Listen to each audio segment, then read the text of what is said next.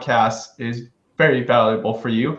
If you guys don't know what we're going to be talking about, Sean and I are specifically going to be sharing some of our wisdom on how to make this YouTube thing into a full-time career. There might be some of you doing this part-time and just you need some gold nuggets, you need some principles, some like action items to try to get you to that level where you can do this full-time. Hopefully quit your job, like the job you hate or don't like, especially if you're passionate about something else. So that's what that's all about.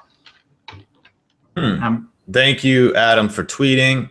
Welcome. Okay, cool. We're starting to get some traction. If you missed the live link, I did it wrong. Technical difficulties from the video influencers, but we're here now and we are starting to pick up some momentum. Do us a favor. Welcome to this live broadcast. Sean here. We have Benji on the call as well. And we're just starting out with wanting to get out the correct link for this. So if you could do Sean, us a favor. I'm gonna Snapchat you right now, okay? Perfect. So I am Snapchatting Sean. Sean and I are on live right now. Yeah. Awesome. Snapchat. I'm Snapchatting Benjamin TV.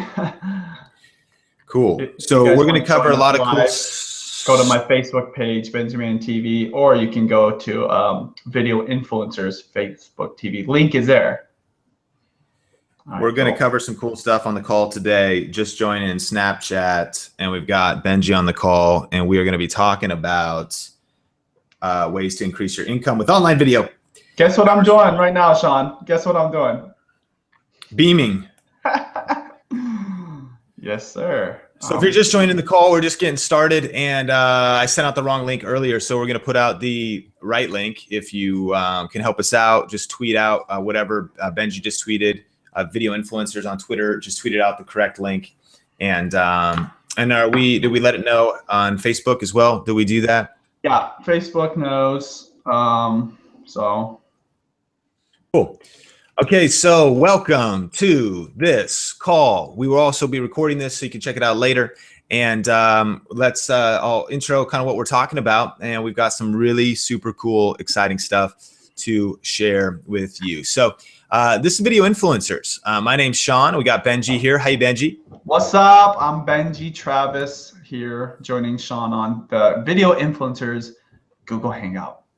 And we're here, and we just want to share today a couple cool things. We want to share a couple of our takeaways from VidCon. We were just there. Really cool stuff happening in online video, and a couple of big takeaways that you're definitely going to want to know about. And then Benji is going to be going through some specific strategies that are really pretty tactical and something that you can implement at any level that you're at when it comes to actually increasing your income with online video. But first, we just want to kind of talk about like why video influencers, like why are we doing this? And the story kind of goes back to Benji and I driving in Seattle and just kind of reflecting over our past histories personally. We look back, we said, okay, we've been, friends now, been working together now for like 5 years. And we went further back than that and saw that, well, like when it comes to this video thing, there's not just the YouTube piece, but I started to say, Benji, I mean, you've done video with real estate. Mm-hmm. You've done, you've had a lot of success in that space. You've helped a lot of small businesses, like even locally with online video. And even you've helped churches, many churches, specifically Church of Las Vegas. You've also consulted for a lot of people and actually worked for a lot of people to help jump their platform too. So like we have such a diverse experience compared to like just a person just doing their YouTube channel, which, don't get me wrong, is really important because that is going to be our general audience. And I think Judy is a perfect person that we can kind of feed off of. Obviously, me being her business manager, I can speak to those experiences. Also, because I'm her husband, I see this every single day, what it takes to get there. And a lot of the experiences she has, obviously, I share in those experiences managing the business. So just so many things, Sean.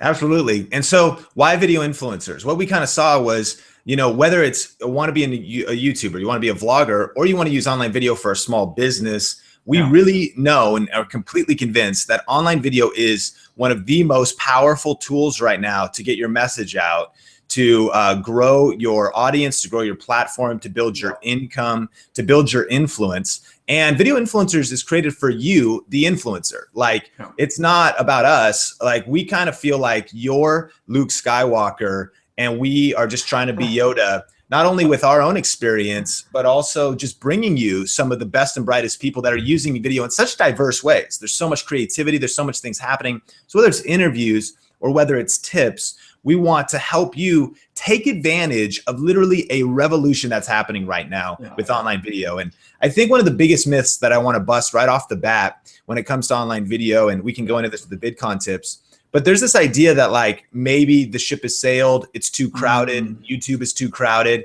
And we just got back from VidCon, and that's not the case. The reality is online video is just getting started. Like, there is so much growth happening, whether just from brands and bigger brands starting to take it seriously, whether from investors and ad revenue, and whether from just more people coming online every day.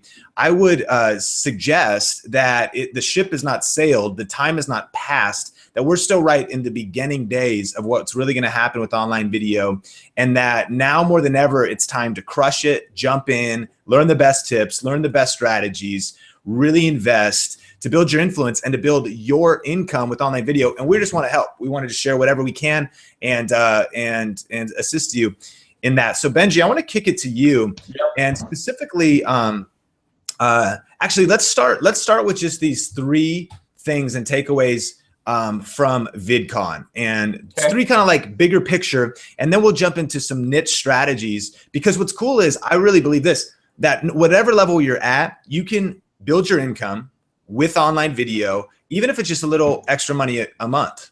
I mean, who doesn't want some side income? Who doesn't want to make a little bit of extra? And then eventually, potentially maybe build it into a part-time job or career, and then even maybe do more. But first and foremost, we just got back from VidCon, and we just have 3 quick takeaways that we learned at VidCon. The first one is that online video is bigger than even you or I realize. Benji, do you want to talk about that? Well, let's just say from a standpoint of viewership, okay, I mean, it goes without saying, more and more people are watching their content digitally, whether it's platforms like Netflix, Hulu, things outside of cable TV. But even beyond that, I mean, like, people are spending way more time right now watching videos on social networks like Facebook, even Twitter. They just launched their video. Obviously YouTube, huge numbers. They're always growing in viewership. So when people say like the boat has sailed, it's too late, I would argue that there's even more people watching. So there's more viewers to be able to reach out to.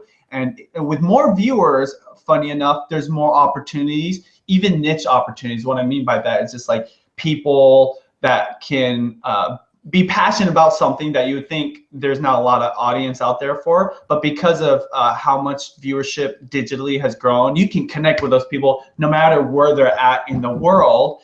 So I'd say that, and this is a little interesting fact from my real estate profession.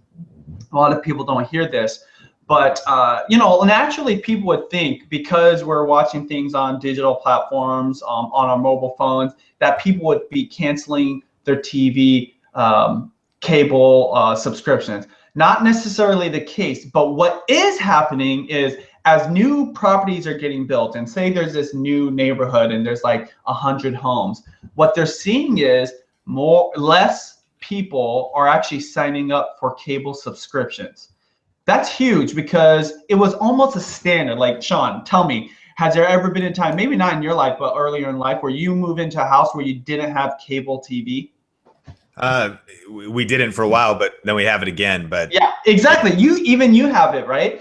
But what they're finding, especially this younger generation, when they move into these new properties, they're foregoing the cable subscriptions and they're going right for the internet and those online subscriptions. So I don't know. Was that what you were asking me, Sean? Yeah, absolutely. I mean, those are the things we learned. When we went to VidCon, we learned that things are shifting digital. Of course, you're probably maybe now into Hulu, Netflix, Amazon Prime. You know, things are shifting digital, but then even YouTube having paid content and things like that.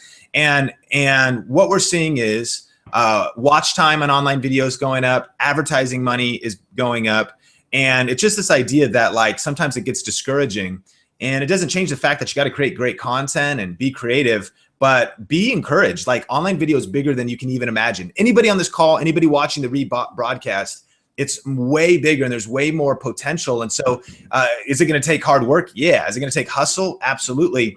But if you go all in and really, you know, build your influence, create great content, it can make a difference. And it's just getting started. I believe we're in the golden era of online video right now, where a lot of people are going to really take action and take advantage of the opportunity that exists. The second thing that we took away from VidCon is that the more focused and niche your content is, the better. The better. So one of the challenges is that we want to be generalists when it comes to maybe our YouTube channel or the kind of content we create online. This is huge. The more focused and the more niche your content is, the better. We have a great interview with Laura Vitale that's out. And they actually sat down and said strategically from the beginning of their channel, they took them quite a while to grow to 1 million, but then only 1 year to grow to 2 million subscribers. And it was simply this: we do Laura in the kitchen cooking videos, and we're going to do them consistently. And we're just going to do it over the long haul.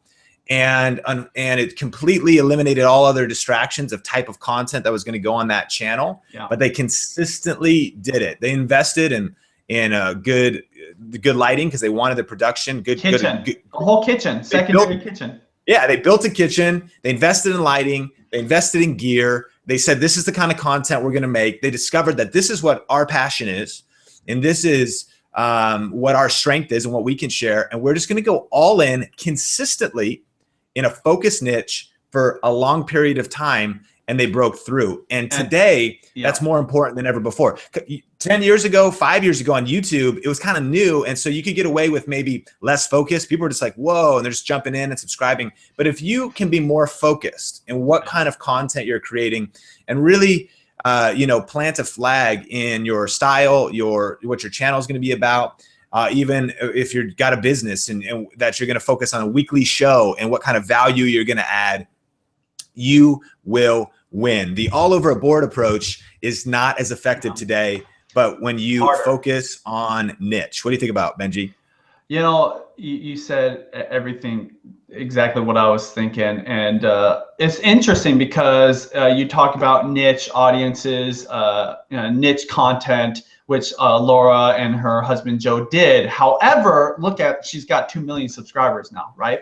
So I like this saying that somebody said, I believe it's in the 21 Immutable Laws of Marketing, and Tim Ferriss mentions it too. Get sold within 1,000 people. So 1,000 loyal people that love your stuff. These are your hardcore cooking people, right? And you'll start appealing to everybody else. Because when other people, maybe whether they're casual viewers or maybe like hardcore cooks or you know, foodies, want to go somewhere for their food craving or their recipe, they're gonna go to where the people, the content creator has the most loyal viewership, the hardcore audience. And obviously Laura is a great example of that. And I think, you know, I think the point we're trying to make here is don't think that your personal passion or hobby or whatever it is that you love in life is limited to you. Trust me, there is an audience out there that wants to watch it. If you love what you do enough and you love sharing about it, teaching about it, or just even talking about it, there is somebody else that wants to watch that and would be entertained or think there is value there. So one more takeaway I would say from VidCon, I would like to say, in terms of peer opportunity, I don't want to just go spouting numbers because I didn't catch a slide. But they're talking in terms of dollars that are put into advertising on TV versus digital. So TV, obviously like satellite TV, cable TV, all that, compared to all digital platforms. We're talking YouTube, Snapchat, Facebook, and even like the other digital like video places like Hulu and stuff. the amount of dollars in the TV world compared to this digital world is just astronomically different. Okay, so I think is literally in terms of not just ads, but other business opportunities, over 100 billion. I think it was close to 150 billion versus digital, all digital, which you would think more and more people are watching than all the TV and traditional media. I think it was like 10 to 20 billion. Crazy, just the difference, right? And I make this point because all this opportunity over here, whether advertising dollars, business opportunities, it's going to shift. It's going to balance out. Now, it'd be great if it balanced out in the totally opposite way, but even if it just balanced out 50-50, Sean, imagine, that's like literally 10 times the opportunity what we've got right now on digital platforms. Yep. And what Benji's saying and how that could apply to you is just realizing that right now, and what they were sharing at VidCon was that on the piece of like brand deals, advertising is still really small compared to what's happening in traditional, but that there's going to be a flood of opportunity coming in where brands are going to want to work with creators, and there will be investment of money, which means you can build your income. And so practically, if you say, okay, I'm going to start a channel of focus around my passion, and I'm just going to stay committed to it. And it doesn't matter if my audience gets huge. It just matters that it's focused, that there's going to be opportunities that might not even exist today, but because you built it today, 6 months from now, a year from now, as more people come.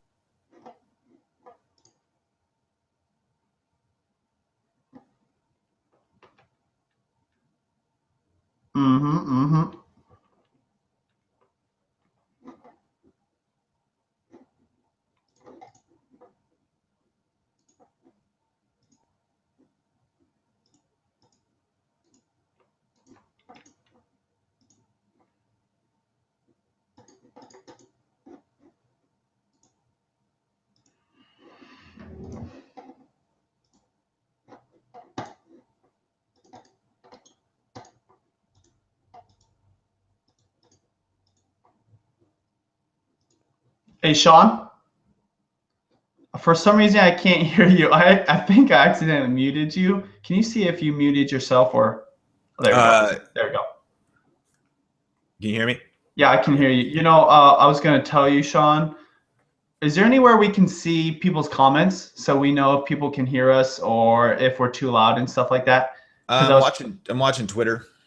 Okay, cool. Yeah. So you guys hit us up on Twitter if you want. In fact, the post I put up or Sean put up, we'll definitely be watching that, and comment or reply us just to let know. I was trying to test out the audio. You sound really good, but you should let me know if I sound good too. Because sometimes my microphone can be too loud. Yep, sounds good. Cool. So hey, I just missed the last like 30 seconds what you said. So did you hand it off or where are we at? So bringing it back, and we were talking about number 3, VidCon, biggest takeaway, and it's this, that the number 1 indicator of video enjoyment on YouTube, meaning the number 1 thing YouTube and Google is measuring, the most important metric of if your videos are going to show up in search, really if your channel is going to grow, is this: watch time. Watch time. Audience retention. Yep. Session time too. So, you know, a great example would be our daily vlog, okay? So watch time could be defined as the percentage of the actual video that's watched. So say it's a 3-minute video and people are watching 2 minutes, that's roughly like 66% or something like that, right? Versus one of our vlogs, maybe people are only watching half of it, but it's a 20-minute vlog, that's 10 minutes. So there is definitely a balance, but ultimately, even more than watch time, what I've heard, and you tell me what you think about this, but session time. How long are you actually on YouTube? That is huge. That is really important. And in fact, a lot of other platforms, I believe, gauge the importance of your content based on how long you're hanging out, or you get other people hanging out on their platform. What do you think about that? Those comments? Yep. So you're absolutely right. And so what does this mean for the creator? It just means, we're talking about takeaways. It means that you got to go into your analytics, no matter what kind of channel you have, and you got to look at your audience retention. And it can be a painful realization that you made a 10-minute video and maybe a lot of people aren't making it to the end. You know, a good kind of standard is 60%. They say across YouTube, if you're having about 6 out of 10 people watch the majority of a video, that's a good metric. But you have to look, and if your content's not holding people's attention, it's not getting watch time, then it's then you have to go back to the drawing board and think, okay, maybe can I make it shorter? How can I make it better? How can I get audience feedback? But that they are so focused, like that, this is like the metric. Like if you get this and you're getting people to watch your videos, and as Benji said, what session time means is if you initiate them being on YouTube for even longer on other people's content, YouTube will reward you. It will reward you in ways like your videos will start to rank in search. And if your videos rank in search, that means total strangers are going to discover your content. That means you're going to get more subscribers, more viewers. So the question is, how do you make your videos just more engaging, more entertaining? How do you keep people, you know, watching for longer? How do you maybe make them half short and twice strong? Instead of 10 minutes of kind of like a little bit of rambling, 5 minutes of like power-packed content, but watch time is the strongest indicator of what they're favoring and rewarding. And they want that to go up. And the reason why is because they want to compete with television, traditional. They want to be able to say, people aren't just watching YouTube for 3 minutes. They're watching it for 3 hours, and a lot of values coming to viewers through the watch time. And in fact, they're not just trying to compete with television, but they are competing with like Hulu and Netflix, where people will sit down for a whole hour or two, sometime more. I mean, that's crazy to me. I remember watching Breaking Bad. I forget which platform, maybe Netflix. And Judy and I could sit there for 3 hours, right? Naturally, they would like that to happen on YouTube. Just the nature of the type of videos on YouTube, I don't think that happens as much. But they would like to get there because they know airtime equates to ad time. Absolutely. So, hey, thanks for being on the call. We're about to jump into some tips from Benji, but if you're just getting here, video influencers, I'm Sean, this is Benji, and we're here to really help you believing that you have a message to share to build your influence online right now and also build your income. And that online video is one of the greatest opportunities still for creators to get their message out and do something significant in the world. Now, we're going to do Q&A in just a little bit. Feel free to submit questions on Twitter at Video Influencer with no S, at Video Influencer on Twitter. And also connect on Facebook or any of the other platforms. We'll do Q&A in just a little bit. But right now, we're going to jump into a couple tips of specifically how to actually make some money, maybe some side income, maybe some maybe substantial part-time income, and eventually maybe build a legitimate career with online video. And so Benji, I know you've got some tips to share. We'll kick it back and forth. So let's jump into those that people watching, take notes, like get ready. This is good stuff that you can apply and create even multiple streams of income with online video. Yeah, absolutely. And I think just to give a little context to why Sean and I can even speak to this, I mean, throughout the last, I want to say like 7 or 8 years, we have done so many different things on YouTube to, you know, obviously create great content, but also make a living doing it, right? And working with brands, working with companies, collaborating with other people, and, you know, just doing so many things. And also using YouTube, I think people forget, using YouTube as a tool, a marketing tool, a platform to enhance a current business that we have or that we are a part of. So I'll say, you know, like what I'm going to talk about is 5 different income streams or ideas that you could utilize to create more income. So to go from just doing part-time kind of, you know, making money from Google Ads, which can be very minimal compared to some of these other opportunities. In fact, I know some YouTubers that literally make 50 to 90% of their income off of the outside of the Google Ads. So imagine this. So most people, I'd say, is like 100% of their money is made off of ads, the ones that run on the YouTube videos or on the side banner. And I've met people where 50% was coming from that, and then sometimes only 10%. So there's a lot of opportunities out there. But what I'm going to go into before I even start that, are some general principles or guidelines or things that are common between YouTubers that we've interviewed. If you don't know, on Video Influencers YouTube page, not only do we talk about a lot of this stuff in little videos, but we also interview YouTubers that are way more successful than us. In fact, have experiences even beyond our own, and we've gained a lot of wisdom. And these two things, I think, are the things that all YouTubers can agree on. Number one, before you even start thinking about making money, how to create more income, number one, great content. And what I mean by that isn't like just a cliche, oh, make a great video, but delivering value. So whether you're a comedian and you're entertaining somebody, whether you're a teacher, you're educating somebody, or even like as a daily vlogger and you're just connecting with people. We just recently interviewed Desi Perkins, a beauty guru. She'd rather be called a beauty enthusiast, but she said something that was interesting. She started Snapchatting. That's become kind of her daily vlog. She does crazy long Snapchats. And she says the difference between YouTubers and maybe other celebrities in the public eye is you connect with a YouTuber and they almost become your friend. Actually, they do become your friend, right? And that connection, that's value. People really value that. I mean, I can tell you from personal experience, even last night, I had viewers coming up to me, hugging me like they know me for years. I just met them. Naturally, it's because it's kind of one-sided. We're putting out videos, they watch us, but that connection, value, value, value. And to go along with that content, great content adding value is like unique identity. And what I mean by that is do not go out there and try to start a channel or even be a channel right now like someone else, right? It's good to aspire to people or to be inspired by people, but you want to really build your own unique identity. And that's actually going to make you even more powerful and enable you to grow. Sean, what do you think about that first point? Absolutely. Yeah. I mean, one of the biggest temptations, I think, for creators is to copy, and to look at what somebody else is doing and try to imitate that. And I think you could take inspiration from others, but tapping and finding your unique voice, which is not easy, but finding your unique style, your unique angle, it doesn't mean you have to come up with something new. Like people say the beauty guru or the beauty space is too crowded on YouTube. That's not true. No. You have to just maybe come up with a new angle, a new style. People are going to connect with you.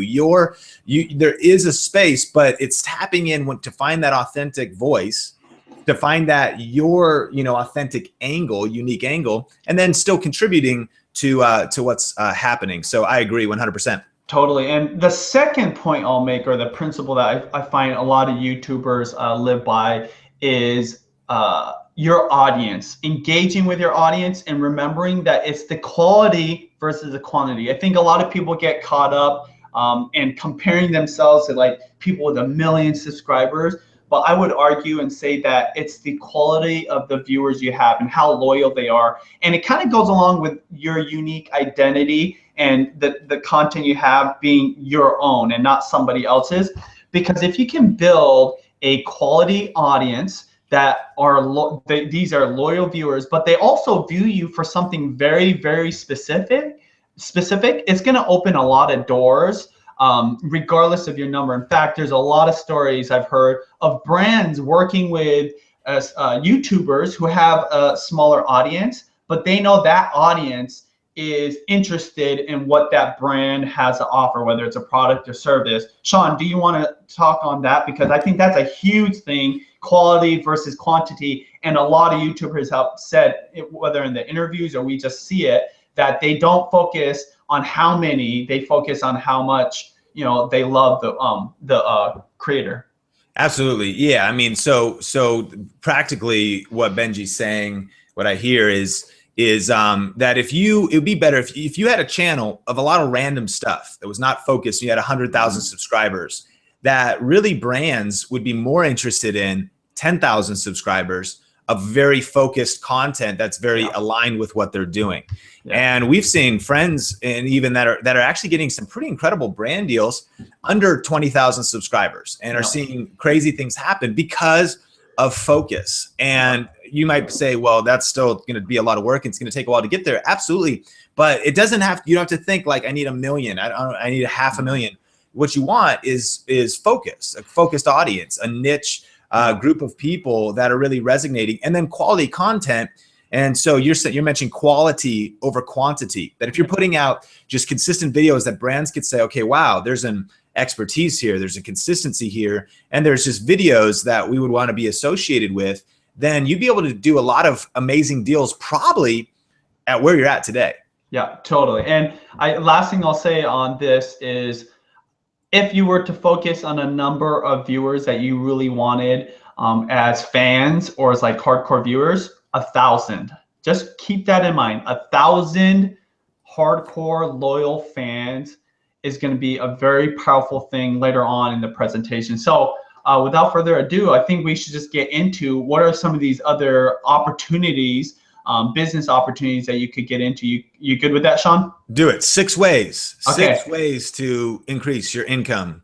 Cool. So number one way, which is the most obvious, and a lot of people actually get approached by it really early on in their YouTube career, and a lot of people strive for bigger, better ones, is brand and business sponsorships. So what that means is when a company pays you for their product, service, or brand to be integrated into your YouTube video. So whether it's like, this is a big one, but like Coca-Cola has you holding their can up, that's going to be like a real generic version. Or say like a brand says, next time you do a beauty video, we would love for you to use our lipstick. Okay, that is called a brand sponsorship. Now, I don't need to go into this very much because it's pretty obvious. People are doing this a lot.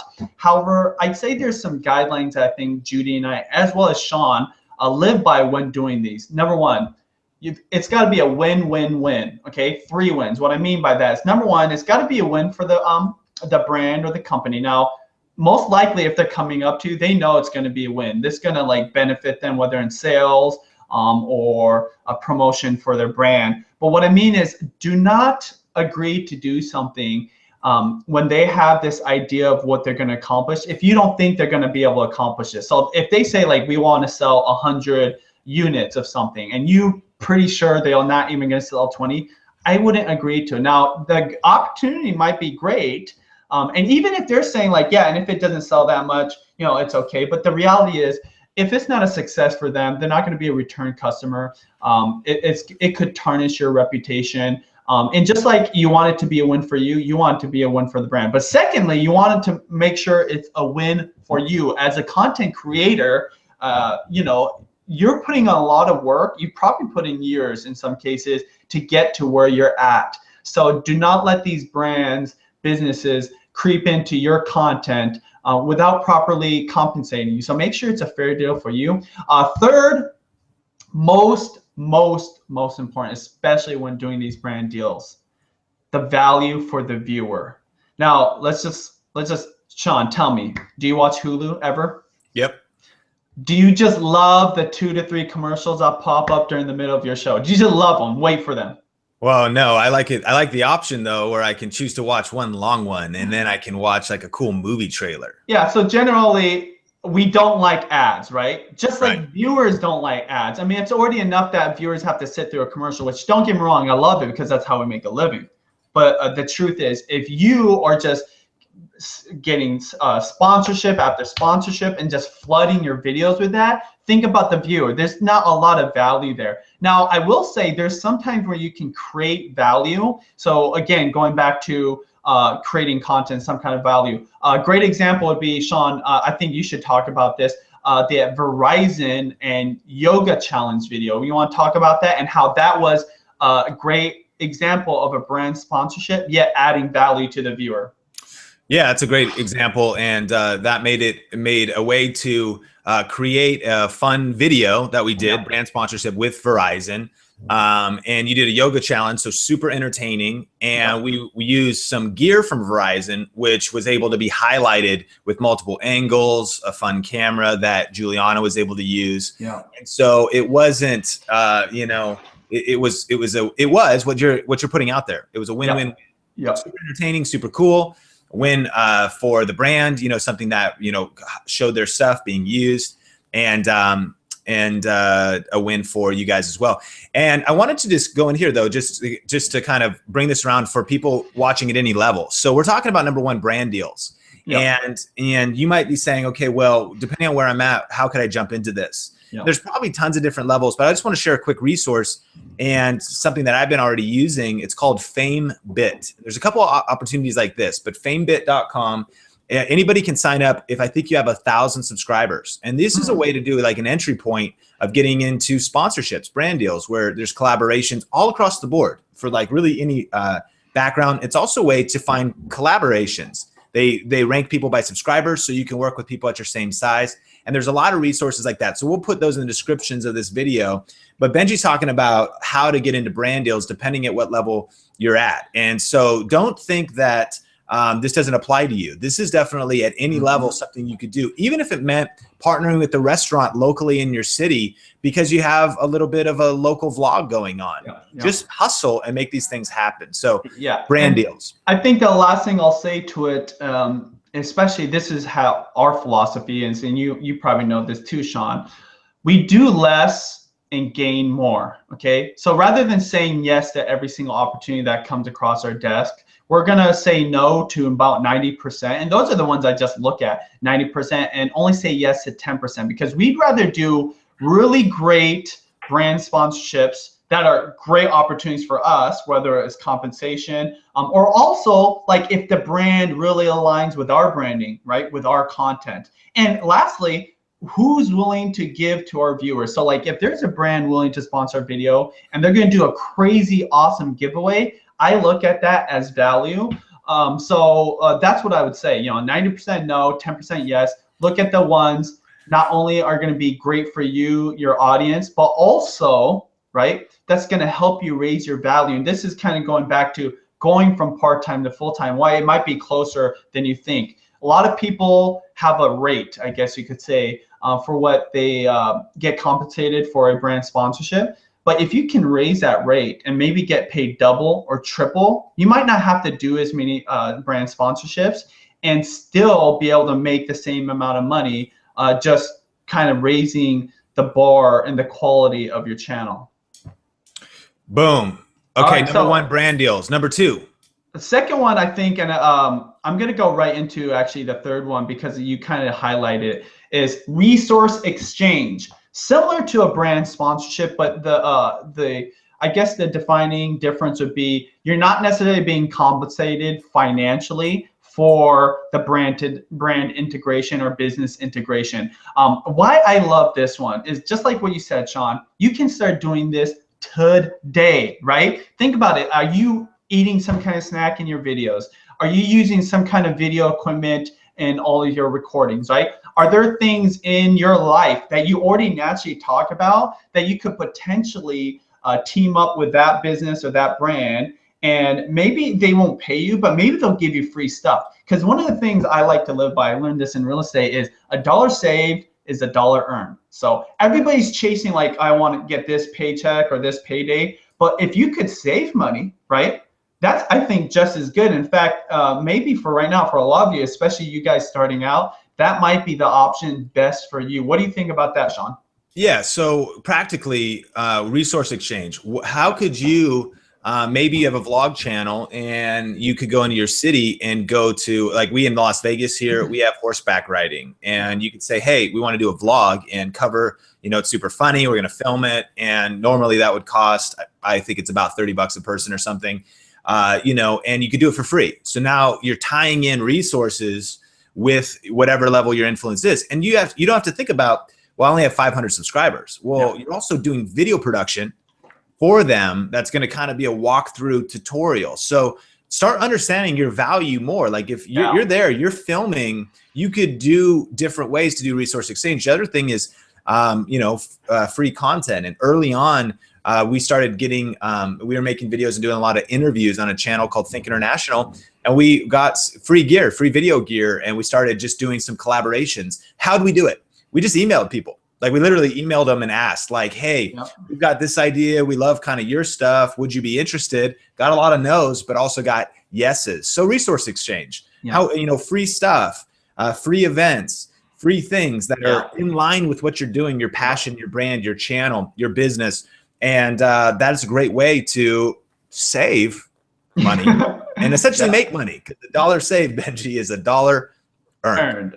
Bam. So I want to just piggyback on that. And a lot of you might be thinking like, well, you know, it's easy for you to say with the amount of views that you've got. Well, I've got some friends. I actually recently interviewed them. Hopefully we can get that interview onto Video Influencers. But Daniel Eisman, he formerly was part of a channel called The Raw Bras, right? And I met these guys like 4 or 5 years ago. When I met them, they had like 20,000 subscribers, on average, maybe getting 5 to 10,000 views, if that. And their channel is all about holistic health and wellness, and they do these retreats and help people kind of find themselves and heal themselves mentally, spiritually, physically. These brothers have been able to travel the world, experience some pretty epic adventures, host a retreat, all with that low subscriber rate. And when I say low, I say it with all respect. Those subscribers that are watching them, though, are hardcore quality subscribers, right? And I think it goes along with what you said, Sean, like, well, how did they do it? Dan tells me that he just has to reach out. You just have to show them the value, right? I think one of the things that people forget about yourself as a YouTuber is the power of video, but also how scary video can be, especially for a daily vlogger. Think about this. You think of something, sometimes you don't even think about something, you record it, you edit it, and then you put it up on your channel, right? A lot of people, and I've seen this happen, they get so caught up in like the glitz and glam of video. They set up the nice camera, the tripod, the lighting, everything. They tape some footage, and guess what? It never gets edited, right? They have these roadblocks because they're not used to doing this, or like it's just too much for their brain to handle, and they kind of put it on the back burner. But you as a YouTuber, a daily vlogger especially, can pump out content like crazy, and that is super valuable. And then, as if that wasn't enough, especially if you're someone like the Raw Bras, where you're traveling and you're specifically catering to viewers that also might travel, like for like a hotel business or like a venue like in an exotic place. That's huge because that audience is more likely to work with that business or utilize that business. You have anything to add to that, Sean? No, that's great. So I love these. So let's hit these, all 6 of these tips, and we got a lot of different questions too, so we can jump to those. Yeah. So what we'll do is let's just do 2 more big ones, right? I think you know, one that we're gonna skip over, but we'll you know what, we're gonna probably add this at sometimes. Make sure you're subscribed to Video Influencers YouTube channel. One I'm just gonna briefly go over, but not really talk about very much, is subscription model or donations. So if you're giving a lot of value, so say you're a teacher, right? Like there's this guy I watch and he does juicing videos, and you're putting out juicing recipes left and right all day long, but maybe you want to offer something more exclusive, like a subscription to where like you go more in depth into the juice recipes. Maybe you do some one-on-one conversations or live broadcasts specific for that audience. You can charge a premium for that subscription. When I say premium, we're talking like $5 to $10 a month, right? But even at let's just say $10, right? Throughout the whole year, that's well over $100. And this is where I want to bring back that number 1,000. Why this is so powerful, and why it's so doable to make this into a career. Sean, I know you and I, we're not big math guys. You probably have to use calculator for everything. Tell me, 1,000 people paying around $100 a year, what's that equate to? Ha, I don't know. That's a 6-figure income right there. That's $100,000, right? How many of you watching this that have well over 1,000 subscribers, right? And you're already giving a ton of value that may have like a small segment, hopefully 1,000 people that might want to donate to your cause or subscribe to this like extra value added subscription. I mean, it happens. I know people that are doing it, that have done it well and succeeded at it. And that's why I think that's a great example of how quality is better than quantity. Anything you want to add to that before I go to the next one? Nope. Hit that one, and then we'll recap them, and we'll do Q&A. Bam. Okay, so the next one, I think this is one that Sean can talk about a lot, is merchandising and affiliate. So what merchandising is where you create your own product, you have your logo on it, and you sell it, right? And then you obviously get profit. Affiliates is where you go and sell somebody else's product. You get a commission. You know, they're going to give you a piece of the pie for sending that sale to them. Anything you want to add to that one, Sean? Yeah, so merchandising, working with getting free product, right? Merchandising, like selling your own product or selling someone else's product as an affiliate. Yeah. Okay. Great. So this is a way to do some things. Number one, you've probably seen a lot of people create T-shirts, create kind of product. Yeah. We've even considered, and I was just talking with another kind of partner about even figuring out how to make, you know, some LED lights and some different things that we could work on to add value to video creators. So just kind of expanding your thinking into what maybe you could do with some sites. There's a great site called, I think it's called Society 6 or Sector or something. It's a site of art. And I was just talking to a YouTuber who has it's called society6.com. And so they make like T-shirts, prints, and all this kind of stuff. But he has a drawing channel. It's a pretty influential drawing YouTube channel. And what's cool about that place is it's all like done for you. You could take your art that you're creating and turn it into coffee cups and all this stuff, but they handle it all. And then you just kind of make the difference. And so what are we trying to help you do? Trying to think through some merchandising possibilities that you could come up with. And then, you know, secondly is affiliates, and realizing this, that if you do like a review of a product, you can really easily create an Amazon affiliate account. Yeah. You look up Amazon Associates, just Google that, you can sign up. And if you were talking about, like you mentioned, your juicer channel, and if you had a juicing health kind of channel, you could review a blender, and you could put a link to that in the description and reference it, and just let people know, yeah, if you want to check this out on Amazon, and then you get a percentage of that sale. And so that'd be called like affiliate marketing and doing affiliate things. And here's what's crazy is probably 90% of the websites online that sell anything have an affiliate program. Yeah. And a lot of times you can go to the bottom of the website, just look for like, it'll say affiliates or whatever. And so anything that you use in your world when it comes to physical products or digital products, a lot of times has an affiliate program, and that creates another stream of income as a video creator.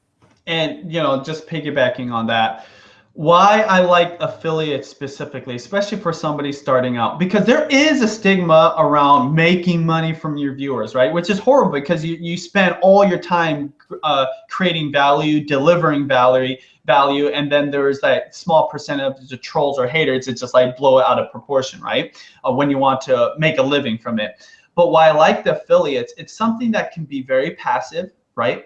Like you said, there's so many websites, so many brands and companies that actually offer some kind of affiliate program. If you're a daily vlogger, for example, right, and you vlog every single day, you probably know more about daily vlogging than most average people. If there's somebody that's watching you that wants to start daily vlogging, they're more likely to take your advice on what camera to buy than, you know, like maybe just like the special camera dude reporting it on YouTube, right? That doesn't do daily vlogging. So putting that link for that camera you recommend. In fact, if you look at a lot of our vlogs, and Sean, I don't even know, like, do you even have one video that you posted where you don't at least have one link, right? And most likely they're gonna go to you as a reference for that, or a referral for that product. And why not gain a little bit of commission off of that since you sent people there? So yeah, and I think we have to change the stigma. I mean, there's always going to be those haters, but it's like, if you're creating all this free content, you're adding all this free value, and as a video creators yourselves and video influencers watching, you know, if you've edited one video, that it's a lot of hard work. And so I think that there's no problem creating like a profit off of your passion, because you're trying to figure out how to just, you know, monetize and live. You know, we don't, an author who writes a great book that adds value to our life, we expect them to sell the book. Like, you know, like anybody that is giving us, you know, if it's Dave Ramsey and he's teaching us about how to get out of debt and work on our finances, well, we invest in his books, or Financial Peace University or something. So same thing with, you know, recommending products. You want to be have integrity. You want to be honest. You want to be open. But if it's incongruent with your brand, it would get weird when I start recommending lipstick shades because that's not in line with what I want to do. But if I give advice on video equipment and stuff, you know, I've been doing, I'm so immersed in that world. I would only recommend stuff that I've used, that I've tried, that's really going to help people, save them time, and things like that. So definitely another option. So to recap, Benji, you mentioned that there's brand deals. And if you're just watching at any level, go to famebit.com. Great site to sign up and look at some of the things that you could even apply for. If you're a little bigger or at any level, one question, we'll get to Q&A in just 1 second, but somebody asked, you know, how do you reach out? You just email them. Like, who do you want to work with? Give it a shot. Just find the email address, tweet them on Twitter. I sent an email to one brand recently, and then I tweeted them and said, hey guys, I just sent you an email. And if they don't say anything, I just have to assume it's not because they hate me and they want to ignore me. It's because they're busy. So then try again a week later. Just hustle to just communicate and say, I got a creative project. You know, when we did that wedding series, right, where we created a series for It's Judy Time because we are going to get married. We already know Judy was going to share that experience. So we created like this cool show, I guess you could say, of it. I mean, I was just on the phone calling 1-800 numbers, like customer service emails, right? So you're absolutely right. It's just hustle and hard work. So brand deals. Yep. Resource exchange. Resource exchange. Who could you in your city maybe partner up with and create a video? Merchandising and affiliate stuff. Yep. Subscription based model or even donations. And the last one we didn't really cover is the business model or marketing. You know, utilizing YouTube as a tool for your current business, especially say you've got somewhat of a significant following, right? A lot of businesses that create video, they can't even get one organic view. They typically have to push views, right? So for you to be an influencer and have an influence online, and maybe this isn't part-time, this isn't a full-time gig for you, but maybe you can use YouTube as a marketing platform. And if you already have an audience, you can kind of help pump up those views a little bit, and you never know who's watching you. I can tell you this one thing, and this will be the last thing before we kind of end all this, but my favorite story of what YouTube's done for me personally, outside of what Judy and I have created, is when Judy first started, I was still in real estate. So I'm still doing real estate now, but nothing like I did then. I was like working this full time. And I decided, you know, this worked for Judy. I'm going to start a YouTube channel for my real estate business. If you look at the videos, they really sucked. I'm almost embarrassed to show them, right? Like to go back, I get a little queasy watching them. But funny enough, that first video, and I made many videos after that, that first video got me one of the biggest opportunities in my business. In fact, my brother and I went from selling less than 10 houses to over 100 properties every single year. And I've since left being a real estate agent, and Julian has taken over, but he's made this into $1 million business. He continues to create videos, and now he's vlogging from the perspective of a real estate agent. And you know, it's not like it's a huge money maker in terms of the ad revenue, but again, it's a marketing arm. It's like showing his clients what he does for them in a vlog format. Anything you want to say on that? That was the last thing I was going to discuss. Yeah, I love it. Like using it to support your current business. So I got a friend who's making really cool jewelry and she's putting it on Etsy. Yeah. And so she could supplement that. Online video is like where it is. Yeah. Online video, no matter what you're doing, has extreme upside and opportunity to promote that passion to create, you know, things like drawers. So she has Etsy. She's creating this stuff. She can make videos around it, tips and tutorials around even making jewelry. She could jump into just fan stuff because she was making some stuff connected to Star Wars. Yep. And so things like that. How can you use YouTube to not be like, I'm trying to do YouTube ads? Because if you're not getting a lot of views, that's not going to be very substantial, but there's all these other ways. And so Benji, let's jump into Q&A, and I want to take the time. Thanks for watching, everybody. We're about to take questions. Tweet us at Video Influencer on Twitter. I'm also looking at the YouTube comments. You can comment on the YouTube video. It is live, Benji. That's been tweeted out on our account. So if you can open up those YouTube comments as well. I'll do Most of the questions are coming in on Twitter. And so we'll jump into your questions right now. And also I wanted to say at this point, if you actually haven't jumped on our email newsletter and downloaded our free guide and checklist, you can get that at videoinfluencers.net/start. And so videoinfluencers.net/start. And that's a great free guide that talks about just a checklist to go through every time you upload a video on YouTube to help it get ranked, to help get more views, more subscribers. So you can just optimize every video to reach the most amount of people. I want to kick it off and answer a question from Brianna, watching from North Carolina. Great to have you on here. Man, photographer, videographer, YouTuber, you sound awesome. Excited to connect more, Brianna. But she has such a great question talking about daily vlogging and one of the best ways to start. And I've been talking to a lot of people like this way. I was in Orange County yesterday talking with a vlogger, and this vlogger has 25 subscribers and is vlogging at times about 7 days a week. And so for vloggers out there, I think this will be very helpful. And I really encourage you to do this strategy. Here's my recommendation. Stop vlogging 7 days a week and start creating one video a week that what we would call our hook videos or like audience growth videos. And so if you're daily vlogging, maybe cut down to 3 days a week. So it's a little more sustainable, and take your time and energy and invest in creative videos that have a higher production value and that are going to have more of a lifespan and maybe reach more people and get found. So maybe one of the popular ones is like selfies with strangers, you know? So if you had kind of a funny channel, you could do more of a produced video. Or maybe you say something like this. And here's what I recommended to this person that actually lives in Canada. I said, you live in Canada, an hour out of Toronto, you should do like Canadian Tuesdays, Canadian jokes, Canadian cooking, Canadian folklore, Canadian commentary. Maybe you just sit down and edit it more funny and put more stuff in there. But like a higher produced video that can be found in search. And here's what these videos are going to do. Those are going to help attract 1,000 views, 2,000 views, 10,000 views, maybe go viral. And not everybody, but a portion of those people are going to then say, oh, I like this person's personality. I like what they're doing. And then you can let them know, hey guys, every Tuesday, we're uploading Canadian Tuesdays. And then other days of the week, we post new vlogs and stuff like that. So make sure to subscribe. And then people can make a decision to say, okay, I kind of like the vibe here, and that's going to grow the subscribers. That's going to grow the views. That's going to grow the audience. I'll give this one illustration here from Benji with some tips for this.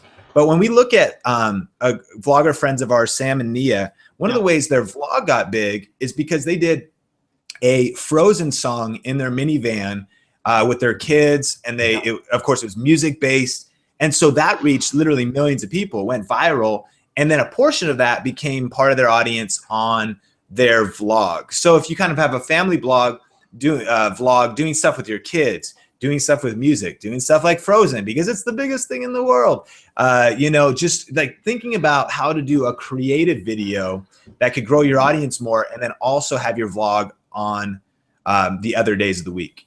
Yeah, and to just kind of continue what you're saying, if you look at some of the more popular vloggers, which again, I don't think people should strive to be like other vloggers or to be popular, right? It's better to have a quality audience. But you just look at some of the more successful ones in terms of viewership. A lot of them were doing other things on YouTube prior to their daily vlog, right? This whole notion of starting a daily vlog from scratch, which don't get us wrong. If that's what you want to do and upload 7 days a week, go ahead. But you know how hard it's going to be to get people interested about your first few hours of your day? I mean, like, I even look at some of our vlogs, I'm like, wow, we don't really do much in the morning, right? And that's the most important part of the vlog. But remember, Judy, I can talk to my vlog. Judy was doing beauty videos for years before she ever did the daily vlog, right? You could even say like I was doing cooking video for years as well before we started doing the daily vlog. So there was a lot of context, and that connection was already built to where you could basically talk about whatever. Shay Tards, Shay Curl had his comedy channel. The Coney Jolies, his wife had the Style Diet, already had a blog, was doing videos, right? already an audience kind of thing, to just start a daily vlog. Again, I'm boiling it down to the simple fact that most people's day isn't epically interesting or super funny the whole way through. But if you were to start a daily vlog, say that, well, that's what was in your DNA. You want to be a daily vlogger, right? Yeah, what Sean is saying is really important. That create videos that would grab people's attention, right? You're gonna kind of do what Judy and other daily vloggers did throughout years in a smaller amount of time, and spending more time on a few videos, I think, is going to be really important. But again, going back to what we started, Sean, I really want to hear what you have to say about it. If you want to start a daily vlog or start hook videos or whatever, content, value-driven content, starting there and making sure you build this unique identity for yourself. And it's easy to build a unique identity when you're speaking from the heart, right? When you're speaking from your personal passions, because everybody's personal interests and passions are all going to be different. You might have similar interests, but in terms of like the combinations and where you're from and your culture and your location, right? Like as a daily vlogger, if you're a gardener that loves to grow plants and vegetables and fruits, and you live in Indianapolis, that's unique, right? That's something that maybe there's enough viewers out there that would love that and connect to that. So always starting there whenever deciding to create content. But yeah, like if you want to be a ninja, I mean, we even do that once in a while too. We'll splice in some stuff. A great example, Sean, that interview with a 2-year-old, you know? Just a fun video. We knew that it would appeal to a greater audience, even beyond the people that watch us. Get new people looking at your channel. That is a great example. And I think here's one of the things is that you get into the routine, and Sony and I have daily vlogged for quite a while. We realize how much work it is. And we even were getting pretty good views, especially for people who would probably, if they're just starting out, they would love to be getting even the views like we were getting. But because we were in the rut, not the rut, but like the demand to like upload a new video every day, we didn't really have time to create something more creative. Now, when we talked about those interview with a 1-year-old or 2-year-old, those took a lot of time and energy. I mean, it was just more thought, more editing, but the growth of those, like the growth of something really creative that you put more energy is so much bigger and actually continues to get views. And a daily vlog shelf life, after your current subscribers have watched it, nobody else can probably see it. And that is this idea of kind of like hook videos, or it's like discovery videos. It's more creative type of videos that are going to help people discover you, and then and supplementing that with your daily vlog content. Bam. Andrew Birchfield asks, "What's up, Andrew?" And he asks, "How does the quality of your content compare to the quality of your video, like using a DSLR in the context of viewer engagement?" And Benji, I'd love your thoughts on this, but just a few thoughts. I think that content's always king, and it's like far more important. Like the best video camera and an unlimited budget and the best lighting with a bad content is never going to go anywhere. But assuming you have, realizing that you do need quality content, you need to be saying something, you need something that's entertaining, informational, educational, and that the content's good. Now more than ever in the day we're living in, you do want good video quality. And I think the two most important things that actually can make a difference are, number one, audio, and number two, lighting. Doesn't really matter what video camera you have. If you use this iPhone with bad lighting, it's not going to look good. If you use a DSLR with bad lighting, it's not going to look good. But if you use this iPhone, that's all you have, and you just include the lights that I put up here, even for this video, are super cheap. I've got a video on it, and it can make all the difference to just using what you have, like a little point and shoot camera with good lighting. And so all that is doing some basics to make sure that people can see you well and hear you well, and then have good content. And I think, though, that there is also something that some people, even watching this, they might want to do what Laura Vitale did and think like, okay, I don't want to just kind of hobby around with this. Like, I want to take this seriously. Like when I was starting out, I got a loan early in 2009 when I started a media business, and I don't necessarily, it's not like an endorsement that you should do it, but I got a small loan because I was going to do video production and some different things. I also was working at Red Robin waiting tables, and with extra money, I invested in equipment because I had a bigger vision of of producing video and stuff. So if you're taking it seriously, it'd be like anything else. If you were going to start a business, you would invest. Yep. If you were going to launch, some sort of a project, some people do like multi-level marketing and they have to invest to get the initial products to sell, powders or Mary Kay or all these different things. Well, you invest up front. So maybe make the investment, because I think that good video, and these days there's a lot of opportunity, but you still got to be good to stand out. So improve your quality of your content, and then improve the quality of your video as well. And I think that is really important, Andrew. Yeah.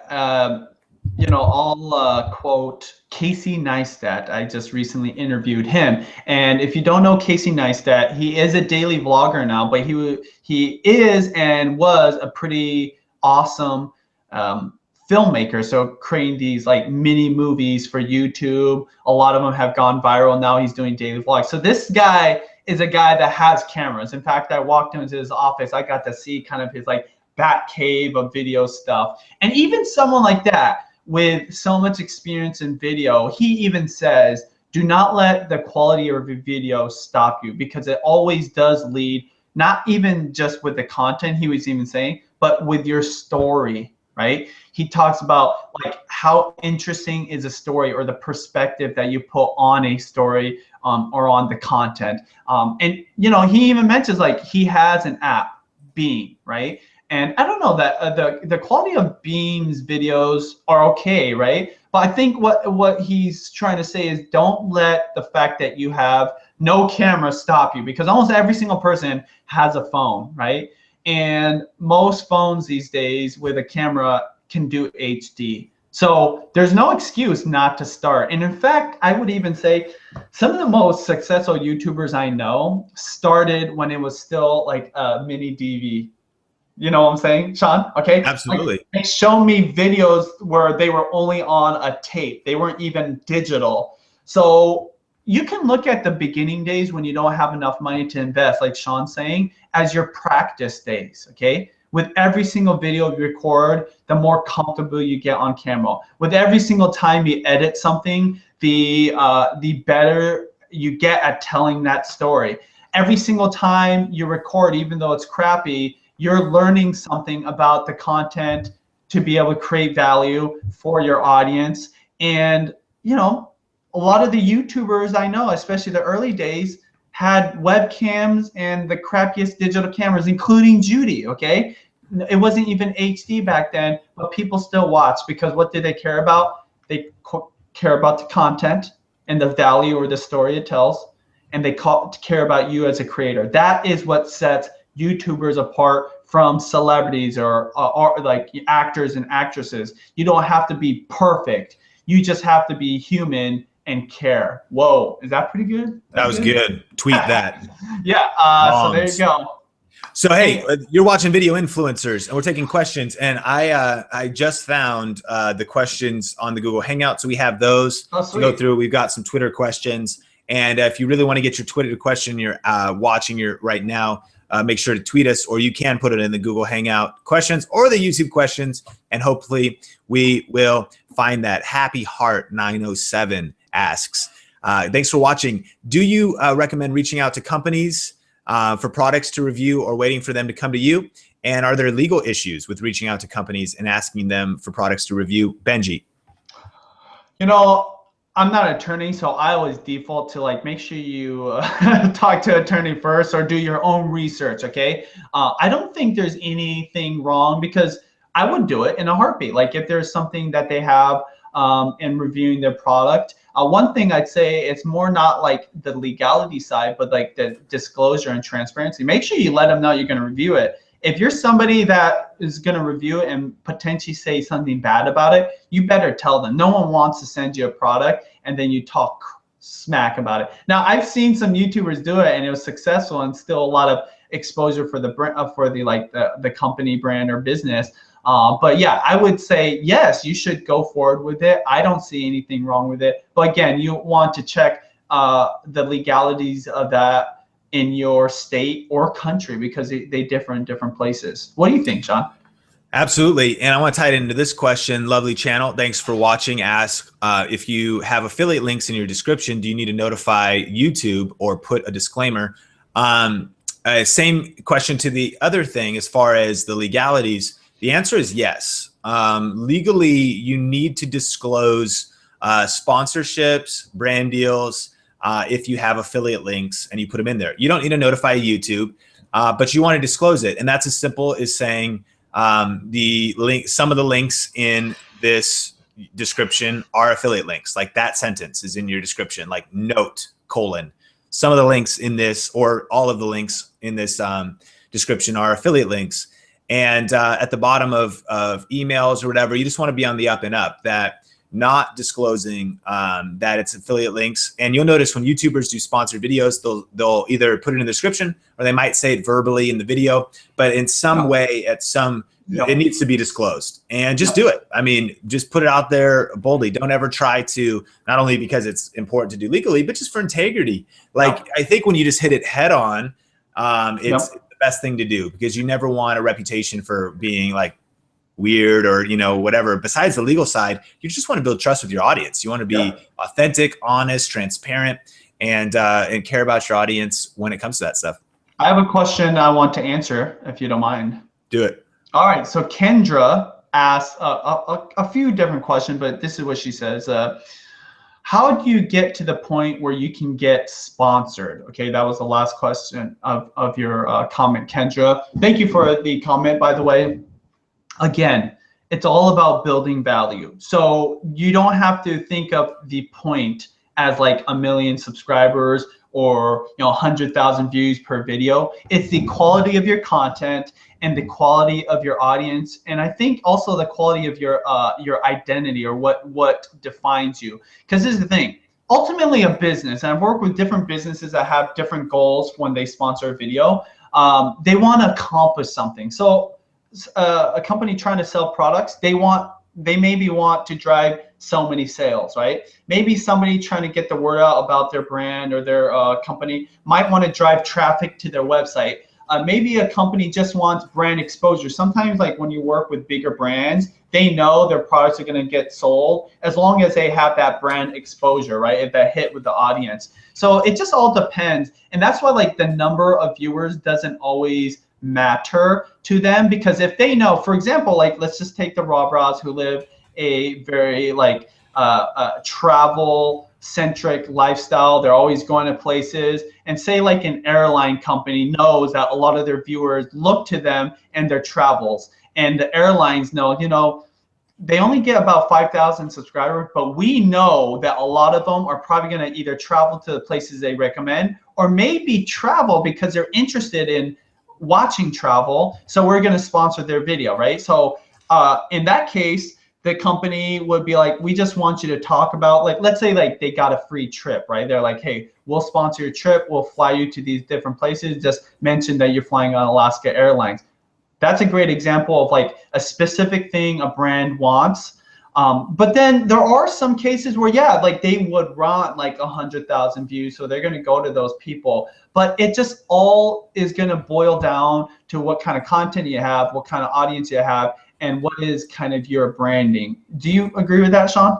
Absolutely. And Kendra, I would also check out famebit.com and a few other sites like that, just because you can sign up, and that's kind of like an entry point, because the thing is, if you're not huge, you're probably not going to be like working with Coca-Cola right away. But FameBit could work with just like one-off products, and seeing some of these more like what they're kind of like middlemen. They're connecting brands to influencers and creators. So things like that, and we'll do future videos with that. But that would be something. I mean, you're getting sponsored, like you're working on a one-off product. I'll give you an example. I've got a tech review channel, Think Media TV. Right now, I'm talking to somebody about reviewing a Bluetooth speaker thing that looks really cool, and it's my channel's not huge, and it's just something I'm kind of experimenting with. And so I'll tell you the numbers. So you bid on how much the video is going to cost, and I said the very lowest of what they pay for the video. I said $100. They send you the product. Then you would still have AdSense on your channel. You'd also still have affiliate link to that product, and you give an honest reviews. So there's beauty stuff. There's all kind of different things on FameBit. And so that's just an example of starting out with sponsorships. If you're larger, being on a network can help getting sponsors if that's right for you. And Benji has an ebook coming out soon about deciding when to do that. That'll actually be out in the next week for free. And so we'll be giving you more info about that, but hope that answers your question. Hey, you're watching Video Influencers Hangout. We're in the Q&A portion. Thanks so much for being on here. We really appreciate you guys. And we really are just so pumped and passionate about online video and about you using it to expand your influence and grow your income with whether that's on the side, eventually part-time, maybe eventually full-time, whether for your business or as a YouTuber, as a creator, or as just an influencer in general. And we want to keep taking questions. So we're taking them on Twitter, on YouTube, on the Google Hangout questions. And the next question that I want to actually hit is Happy Heart asking about focused content. Do you suggest creating multiple channels, each catering to a certain passion, or is it more productive to create a broader yet consistent channel? And my answer to the question, and Benji, you might disagree with me, but it's actually to create a broader, more consistent channel. I don't think you want to spread yourself too thin before you kind of build to critical mass early on. Now, this kind of take it from experience. I have like tons of channels. And I would tell you this, I would actually prefer to have taken all my energy over the last few years. You learned a lot of wisdom, but mainly from kind of just the mistakes and not mistakes, but being divided. But I've got a channel that has 7,000 subscribers. I got one that has 17,000 subscribers. I've got one that has 30,000 subscribers, and I've got one that has 2,000. This is true. And then we have Video Influencers, which is growing. And so, I mean, if you added all those together, there'd be like a lot more activity and a lot more focus on one. But being spread thin can have, it's just not quite as powerful. So if you could figure out how to really go big, and here's kind of why. It's the whole thing that Benji just brought up. He brought up this thing where Judy built a beauty channel first, but then from that was able to then launch whatever she wants. And Benji and Judy are able to then launch into Mommy's Life, the daily vlog, and could launch a new channel if they wanted. It gives you that possibility. So I would stick with a broader or just a focused channel, grow it strong, and then maybe branch out. So this is a hard question to answer because I've seen it done both ways. One of the things I love about YouTube, there's no one way to do it. I think the real question boils down to what you can actually do physically, like how much time you have available for yourself. Because the one thing, like Sean and I might disagree on different things, but what we want for especially the people watching our videos and this live broadcast is for you to be successful, right? So if that means that you want to do all these different things, but maybe you can only work on one channel because that'd be the best use of the time, totally do it, right? Maybe you have the ability to work on 2 channels because you have more time or whatever. Yeah, if it works for you. So you have to ask yourself, what do you have the time to do, right? And I think, yeah, you can definitely take the path to success that others have had and utilize it to your benefit, which, like Sean said, focus on one. All right, there you go. Focus on one, make that as big as you possibly can, and then you'll be able to do a lot more things, right?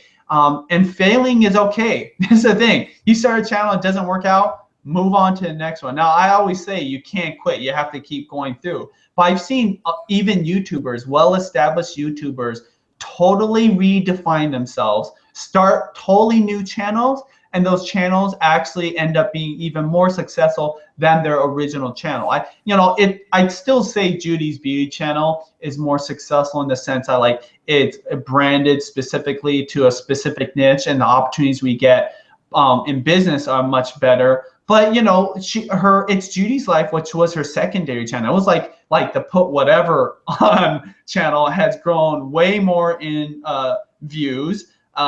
Probably is going to surpass in subscribers. But again, what is success, right? And I think it all boils down to what your goals are and what you have time to actually accomplish. I love it. I love it. You're watching Video Influencers. I'm Sean. That's Benji. Benji, and we are here to help you build your influence and your income with online video. And we're taking your questions. And the daily chat, Carla, thanks for being on here. And she asks, my question is, how do you come up with new videos for making, for relating creative ideas? She speaks, and I love her stuff. Check her out, especially on Instagram. She has daily motivation on the daily chat on there, has for creative ideas. She speaks on motivation, and she wants to make it fun and creative without repeating the same thing again and again. So what do you do? Well, Carla, a couple tips. I think that this is true for everybody watching. You have this thing of coming up with video ideas, coming up with creative ideas. And I actually have a practice. It's my journal, my good idea, bad idea journal. And every single day I challenge myself. I learned this from a book called The Idea Machine. You can get it for 99 cents on Amazon. To have a discipline of forcing yourself to come up with 10 new ideas every day to work out just your creative process. And it's not, you wouldn't always necessarily do it about YouTube, but I find myself gravitating towards that oftentimes. So like on this one, I came up with like 10 YouTubers I would specifically like to interview. On my Think Media TV channel, I might come up with 10 new ideas. And I force myself to like think through creative things, creative ideas, whatever. And just this discipline of journaling, brainstorming ideas for your channel. Sometimes it would spill into 20 or 30 ideas, and then maybe pick out the top ones. So constantly putting things down and getting those captured, and then letting the cream rise to the top and pick out video ideas to create. Secondly, you want to get outside of your world and be exposed to new things. That always stimulates your creativity, like just traveling or just taking a walk. And then number three, I think look at what other YouTubers are doing, because sometimes you're not going to copy their content. Like you're speaking on motivation, but you're going to maybe copy their just their format and their ideas. So there's talking head videos like, hey guys, I want to share 3 tips. But one thing I watch YouTubers do is they're like, do you ever have those mornings when you just are so tired, you don't want to get out of bed, and then it cuts to like B-roll and you're in bed, and you're like, yeah, and you're like, okay. So it's like this B-roll idea, meaning secondary shots. Like I'm going to shoot kind of skits interwoven with talking head. Now you might watch another YouTuber and get that idea, but then completely make it original to you, or you start thinking about going to other locations. And so when you just kind of maybe get your journal, watch channels, and then brainstorm. And then sometimes you're like, okay, well, if I rented a helicopter and I had $50,000, then I could, and you're like, well, okay, well, I can't do that one yet. So like that idea is going to be too expensive, but which ones then out of my list can I implement today to be a little more creative, to be more unique, to stand out? And I think those are some ways to take what you're doing, and I love what you're doing with motivation, and bring a unique flair to it, a unique edge. Sweet. Yeah. Let's see. Are there any other questions that we want to answer? I actually just have one more thing I want to kind of close out with, Sean, if you don't mind.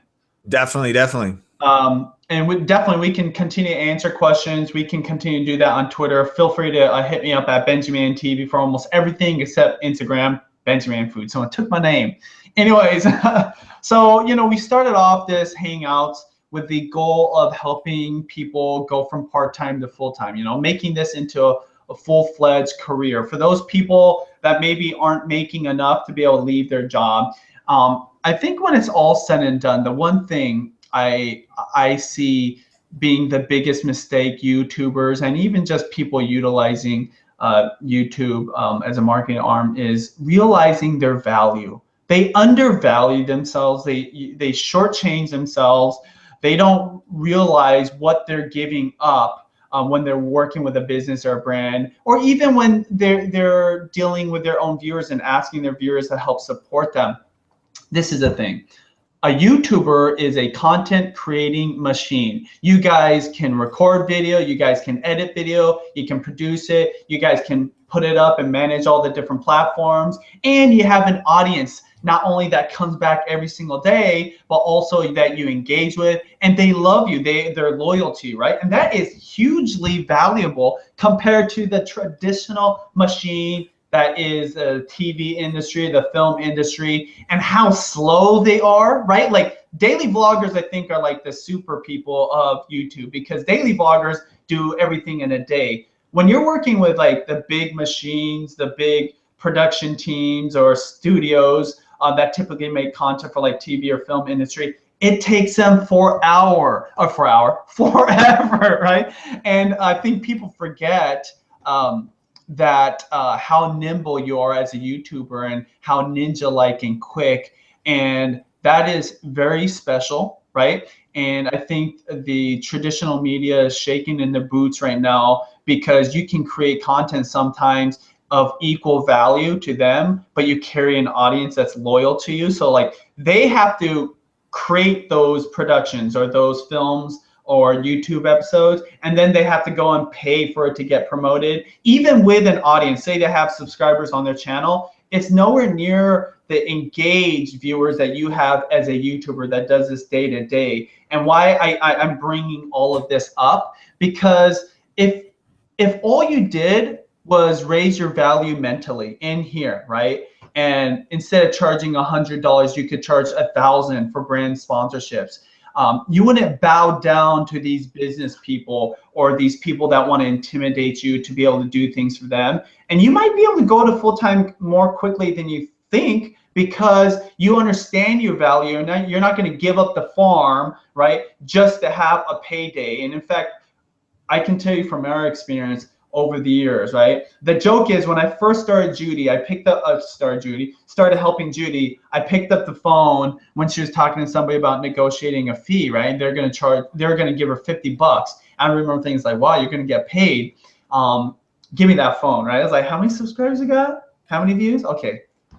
We want $100, right? And I was like, oh my gosh. And the joke is, now I look at that, and she probably deserved to get paid even more, right? But that was me starting off, not knowing anything about this industry. I come from real estate, so this is totally foreign to me. And if there's one thing I feel I could leave you with as a YouTuber that's need to make that jump, is understanding you're valuable and understanding the gold rush of opportunity that is coming our way. And if you set yourself up right, number one, giving great content with tons of value, and you have an engaged viewership that's loyal to you and loves you, that the opportunities are going to come your way. And for you to mentally be prepared and understand your value, you're going to be able to do things that are going to blow you away year after year. And Sean, you can attest to this, because I tell you all the time, year after year after year, I'm always surprised by what things we get to experience and opportunities that we get into. That's what I wanted to talk about last. Sean, you want to add to that about people understanding their value? Yeah, I love that. And I would agree. I would say, like, for those watching, thanks for being on this Hangout. Really appreciate you taking the time to hang out with us. And yeah, to really just think about it for a second, to say, okay, like, you have what it takes. Like, you've got a unique voice, you've got a unique style, you're creating videos. And so to totally level up even just your self-perception, just say you're going to crush it. Like, you're already doing it, and maybe you still need to grow. We all need to grow. Maybe your videos could look better. All of our videos could get better. But yeah, value yourself, value your content, and just be confident. And don't let no's, like if people say no, that shut you down or tear you down. People at every level, they might not be listening. They might be too busy. They might say no, but just keep pressing in, because you're going to get yeses, especially as if you persevere. And so you're doing a great job. Keep crushing it. Keep, creating great videos, and just pace yourself too. This isn't a sprint. This is a long distance run. And this is not like, online videos just getting started. We started out the Hangout with that. So just be consistent and pace yourself, and build towards your passion, your purpose, your dream with your content, and great doors are going to open for you if you stay in it and you stay consistent. And yeah, Benji. So, hey, I know people are watching too. Some of the questions that came in, we answered earlier in the video. And if you're still watching the video, even the rebroadcast, we'll put timestamps in the description, meaning we'll cover what things we covered at what point, whether some tips on vlogging or brand deals and some answers to the questions. If we didn't get to your question, we're going to do more Hangouts like this in the future. And make sure to stay connected with us on social media, as well as Video Influencer, no S, on Twitter, and get our free guide if you've never downloaded it, videoinfluencers.net/start, a checklist for every time you upload a video online to help it get more views, likes, subscribers. That's at videoinfluencers.net/start. Sweet. Thank you very much, everybody, for watching. Benjamin TV here. At Sean Cannell. Appreciate you so much. You're crushing it. You're the influencers, your influencer nation, and we're excited to be a part of what you're doing. Bye. Later.